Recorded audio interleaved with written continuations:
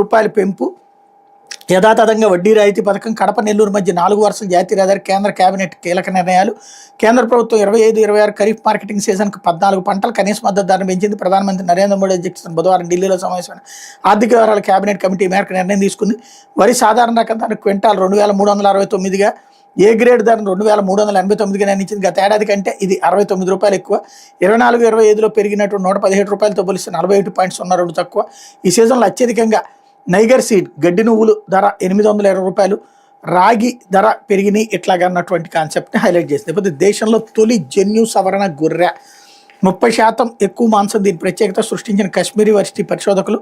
ఎక్కువ మాంసం ఇచ్చే గొర్రె సంతతిని జన్యు సవరణ జీన్ ఎడిటింగ్ ద్వారా సృష్టించడంలో జమ్మూ కాశ్మీర్లోని Sher-e Kashmir university of agricultural sciences and technology చెందిన పరిశోధకులు విజయం సాధించారు. ఇది భారత్లో తొలి జన్యు సవరణ గొర్రె అని, చారిత్రాత్మక మైలురాయి అని వారు వివరించారు. గొర్రెలో కండరాల అభివృద్ధిని నియంత్రించే మయోస్టాటిన్ జన్యువుని సవరించడం ద్వారా వాళ్ళు దీన్ని సాధించగలిగారు. 4 ఏళ్లుగా సాగిన ఈ పరిశోధనకు విశ్వవిద్యాలయ పశు వైద్య విభాగం డీన్ రియాజ్ అహ్మద్ షా నాయకత్వం వహించారన్నటువంటి వార్తని హైలైట్ చేశారు.